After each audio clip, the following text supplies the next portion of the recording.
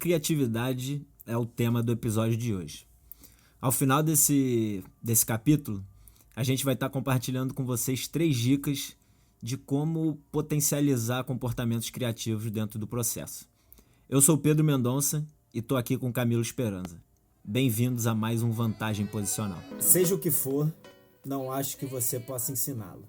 As experiências podem ser projetadas e, participando dessas experiências, um aluno pode aprender a ser criativo. Mas não gosto da expressão ensinar criatividade, porque parece implicar conotações de um traço de personalidade. Tornar-se quase como um paralelo com a inteligência. Não faria sentido falar em ensinar alguém a ser inteligente. Isso parece errado. Para mim, o mesmo acontece com o ensino da criatividade a alguém. Não acho que seja possível. Assim, um ensino se torna um ato de design. Quem falou esse texto foi o Dr. Keith Sauer, da Universidade de Carolina do Norte. Camilo, como sempre, aí a gente começa com um questionamento, né, com uma reflexão. E eu queria te perguntar o que para você seriam esses comportamentos criativos. O que você entende como um comportamento criativo? Oi, Pedro. Oi, todo mundo. Prazer de estar de novo aqui no Vantagem Posicional, né? O podcast da Dynamics Football Institute. E, cara, isso aí é uma questão bem interessante, eu acho, né? A criatividade, uma questão que todo mundo fala, né? Mas é uma das questões que tem sofrido um maior desenvolvimento, né, a nível conceitual, a nível até de pesquisa desde um ponto de vista acadêmico, né, e até científico, né, relacionando ela com neurociência até. E, cara, eu acho que é interessante porque acho que normalmente na nossa cultura temos essa percepção de que a criatividade é quase um elemento, né? É um traço da personalidade de alguém, né? E se uma questão é um traço da personalidade, então, cara, não é suscetível de ser adquirida, né? De ser desenvolvida, né? É praticamente, você nasceu criativo, então você é um cara criativo, ou não nasceu criativo, então não tem nada a fazer, né? E, por sorte, né? Hoje sabemos que isso não é assim, né? A criatividade não é um traço da personalidade, a criatividade é uma habilidade. E como qualquer habilidade, é suscetível de ser desenvolvida, né? De ser, entre aspas, melhorada, né?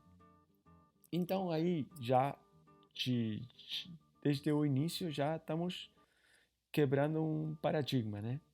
Já não temos pessoas criativas ou pessoas que não sejam criativas. Temos pessoas que não têm desenvolvido a criatividade e outras pessoas que têm desenvolvido a criatividade, seus níveis de criatividade de uma forma diferente.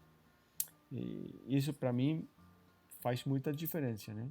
Essa perspectiva muda, né? Entendendo que todo mundo tem a possibilidade de desenvolver a possibilidade de gerar comportamentos criativos, né? Porque também, como quando falamos de criatividade, parece que estamos falando em termos absolutos, né? Eu prefiro falar de a possibilidade de gerar comportamentos criativos, né?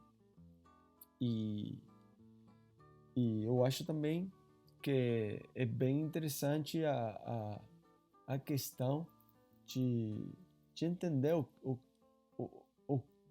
que associamos normalmente a criatividade com uma questão de quase romântica, né? O Dr. Keith Sawyer que você que você falou uma frase dele, né? Tem um livro muito interessante, né?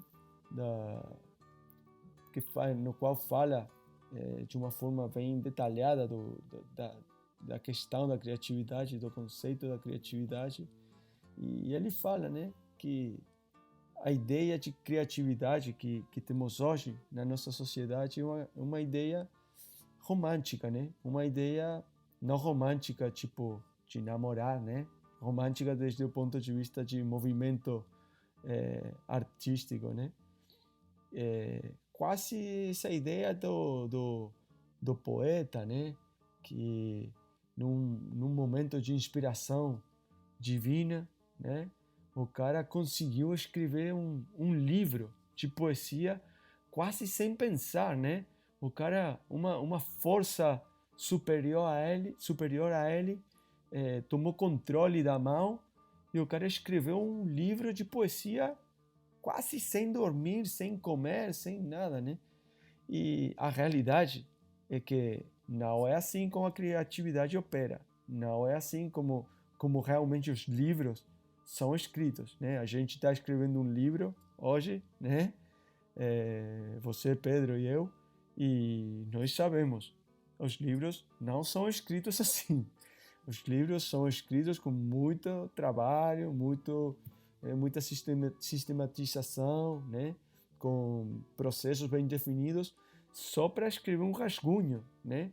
E depois tem um processo muito definido, muito elaborado de como um livro é escrito. Então, acho que temos que mudar também essa ideia, né? De que só gênio tem possibilidade de acessar a esses comportamentos criativos, né? Porque se entendemos o jogo do futebol desde uma perspectiva complexa, dinâmica, sistêmica, na qual não tem dois episódios do jogo que sejam exatamente iguais entre si, e no entorno no qual os jogadores não têm posições, têm funções que mudam de forma dinâmica dependendo da sua proximidade ou não proximidade à bola. Cara, esse jogador vai precisar de um alto nível de criatividade. Por quê? Porque cada situação é completamente diferente. Cada situação vai precisar desse jogador de configurar de criar uma resposta motriz diferente entre si.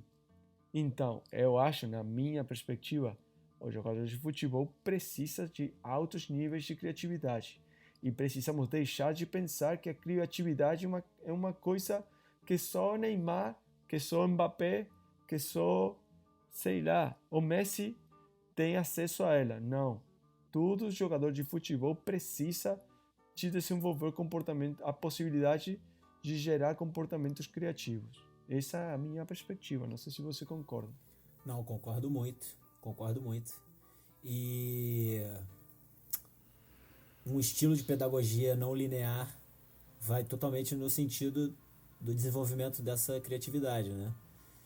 E o contrário, a não linear, aliás, a linear, ela vai em contra essa questão da otimização da criatividade, enfim. E é engraçado essa questão que você falou, e realmente faz muito sentido, que quando a gente pensa em alguém criativo ou em algo criativo, a gente pensa sempre numa questão mais romântica realmente, né? Aquela questão mais artística, no sentido do criativo é um pintor, ou então um músico famoso, né? A gente tem muito essa questão interiorizada na gente, de entender que essas são as pessoas criativas, né? E também, e aí pegando um paralelo com o futebol, quando a gente pensa num jogador criativo, a gente pensa justamente nos jogadores mais ofensivos, digamos assim, né? Nos jogadores mais de frente, assim, no Ronaldinho Gaúcho, que era um cara super driblador, que, claro, era muito criativo, mas, enfim, a gente pensa só nesses jogadores, né? E não, todo jogador, independente da função, ele tem possibilidades de ser um jogador criativo. Esses dias eu estava lendo um texto do Juan Malígio e ele dá um exemplo que vai justamente nesse sentido, né? Ele cita um jogador que atua na função de, né, ali mais atrás, defesa, digamos assim. E ele cita uns exemplos de comportamentos criativos desse determinado jogador que são muito interessantes e realmente, sem a criatividade, ele possivelmente não poderia estabelecer essas interações e esse tipo de comportamento. Então, em relação... Ele dá uns exemplos que eu não lembro agora, mas são coisas relacionadas ao senso de cobertura, ao fato de perceber que está em inferioridade numérica e temporizar, em lateralizar o corpo para tirar a linha de passe do jogador que dispõe da bola. Então, isso me fez refletir bastante e perceber que realmente é uma questão que ela pode estar sendo estabelecida e desenvolvida em qualquer jogador de futebol, né? Não só no atacante, mas no goleiro, enfim, em qualquer função do campo. E claro, a maneira com que esse treinamento é estabelecido, por exemplo, esse ambiente que um jogador ele vai estar se preparando ali para o jogo, ele é fundamental para esse tipo de comportamento ser criado, né, Camilo? Ou para esse tipo de comportamento ter uma maior probabilidade de se desenvolver.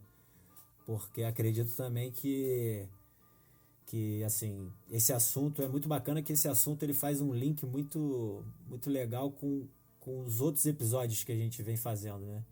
Quando a gente fala de criatividade, a gente pensa logo em autonomia. Quando a gente pensa em criatividade e autonomia, a gente pensa logo numa variabilidade. Então, é bacana a gente perceber como isso tudo está conectado, né? Todas essas informações, todos esses conceitos estão conectados uns aos outros. E sem um, o outro está praticamente enfraquecido, digamos, né? As sinergias que emergem dessas ligações aí que fazem a coisa realmente ter um sentido legal. Sim, sim. E acho que é isso, né? Como você falou, Pedro, temos a tendência de associar, né, a criatividade, os comportamentos criativos no futebol com a beleza, né? Com uma ideia mais estética, né?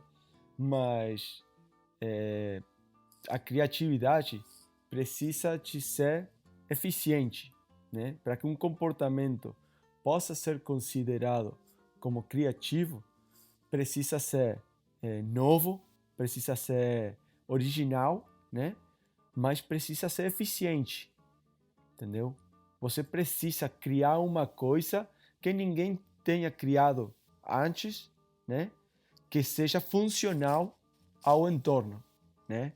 Então, sem essa funcionalidade, né, um comportamento não pode ser considerado como criativo, né? Então, Camilo, eu vou pegar só um gancho, desculpa te interromper, mas eu vou pegar só um gancho nisso que você falou e vou te fazer uma outra pergunta, um outro questionamento. Se a gente partir do princípio que num jogo de futebol, nada é idêntico, né? Os comportamentos são sempre novos, porque eles nunca se repetem de maneira idêntica, embora tenha muitas coisas parecidas, mas nunca iguais. Você considera que todos os comportamentos eles são novos e consequentemente criativos, partindo do princípio que também são eficientes? Vamos imaginar que tenha eficiência na ação. Então isso já consequentemente seria um comportamento criativo, já que é um comportamento novo, que não foi feito anteriormente, ou seja, não foi feito de maneira idêntica antes. Acho que o fato de que não se tenha sido feito de forma idêntica não converte ele em criativo, né? Acho que a criatividade vem dada, né, pela capacidade de resolver em circunstâncias nas quais você sim precisa de criar uma solução nova, né? Por exemplo, no momento que tem a intervenção próxima de um adversário, né? Nesse momento que você está constantemente pegando informação do entorno, né? Desde um ponto de vista da praxeologia, né? A comunicação não verbal, a comunicação por meio dos movimentos, né? Que é o tipo de comunicação que mais existe no futebol. Talvez um dia a gente pode fazer um capítulo dedicado à praxeologia. Aí, nesse momento, você precisa ter uma grande capacidade de gerar comportamentos criativos, né? Mas se você não tem, acho que se você não tem essa necessidade de gerar uma coisa nova e como é nova, não é esperada pelo adversário, então aí você não tá criando nada, entendeu? Porque também no jogo tem certos comportamentos que são, tipo, não sei se padronizados, mas tem certos comportamentos que são mais estáveis dentro do jogo, né? Mas tem uns outros momentos que normalmente são momentos de igualdade numérica ou inferioridade numérica, nos quais você tem que fazer uma coisa que o adversário não esteja esperando, entendeu? E aí eu acho que o momento estrela da aparição de comportamentos criativos, né? Mas aí não tem por que ser um extremo ou um centro-atacante. Pode ser até um zagueiro, né?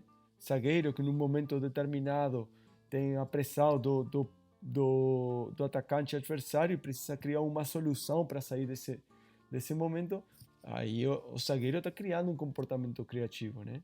Está saindo do padrão, né? Do que é esperado e está aportando uma solução que é nova, né?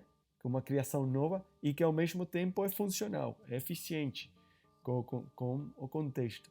Então, eu acho que aí nós, treinadores, temos muito, muito, muito a ver, né? Com essa possibilidade, né?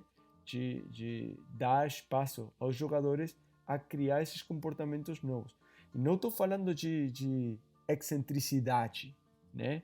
Porque às vezes temos a tendência de levar todo ao limite, né? Levar todo aos extremos, né? Então, esse cara aí não acredita na ideia do modelo de jogo, né? Então, você quer deixar o jogador fazer o que ele quer? Não, não é isso. Ninguém está falando disso.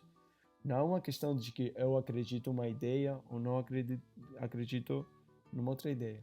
Eu acho, na minha opinião, que uns comportamentos pré-determinados, excessivamente rígidos, não são funcionais ao jogo do futebol.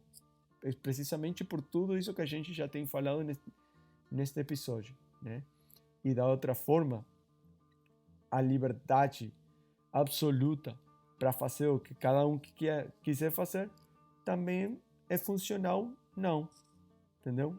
Não é uma solução eficiente. Por quê? Porque temos uns níveis de incerteza muito elevados que não vão permitir ao nosso time se comunicar de forma eficiente, de forma coordenada. Então, temos que encontrar esse equilíbrio, né? Não nem uma parada totalmente determinista, que eu acho que essa ideia de modelo de jogo mais ortodoxa, mais tradicional, né? Ou ao menos essa ideia de modelo de jogo que alguns têm, né? Isso não é uma solução, nem deixar que todo mundo faça o que quiser a toda hora, não é uma solução também não. Então, eu acho que tem a ver com equilíbrio e tem muito a ver com a capacidade do treinador de entender a realidade complexa e a realidade estocástica dos jogos de futebol, a capacidade do treinador de conviver com essa incerteza, né? Essa entender e aceitar que a gente não controla tudo, e tem muito a ver com os processos e os contextos de formação e desenvolvimento que a gente apresenta aos jogadores. Perfeito, Camilo, perfeito. A gente vai chegando ao final de mais um episódio, e antes de encerrar, a gente tem as 3 dicas para passar para os ouvintes, de como a gente pode estar estimulando esse comportamento criativo e essa criatividade durante o nosso treinamento. Então a primeira dica seria a gente evitar usar uma linguagem que limite, né, a criatividade, e a gente estabelecer, por exemplo, pautas de reflexão para estar estimulando isso. E aí o que seria? Ao invés de eu chegar para o Camilo e falar, Camilo, você tem que chutar, ou você tem que passar aqui, eu vou tentar fazer com que o Camilo enxergue outras possibilidades nessa situação. Então eu posso chegar, Camilo, eu vi que você passou o fulano, enfim, mas que outras possibilidades você acha que você tinha? Ou enfim, você percebeu que tinham quantos jogadores te pressionando? Enfim, trazer o jogador para esse processo para que ele tenha um momento de reflexão e através daí ele tire as próprias conclusões. A segunda seria fomentar o pensamento divergente. Então, claro, a gente quer incentivar no treino a exploração de respostas que antes não foram previstas. Então, claro, a gente, como treinador, a gente já prevê que alguns comportamentos e algumas coisas elas vão acontecer no treino, mas a gente sabe que outras tantas coisas vão surgindo que a gente não pensou. Então a gente tem que realmente dar espaço para esse tipo de situação, para esse tipo de comportamento surgir. Exatamente, Pedro. Entendendo que no jogo não há uma resposta certa. Exato. Né? Há muitas respostas que são suscetíveis de ser corretas, né? Não tem só uma resposta para cada situação. Cada situação tem infinitas possibilidades dentro do que são as affordances, né, dos nossos jogadores, né? As affordances que são possibilidades de ação percebidas a cada momento, né, numa janela temporal, né? Essas affordances vão mudando o tempo todo, né? Vão mudando com o tempo e vão mudando as possibilidades de intervenção dos jogadores em cada momento do jogo.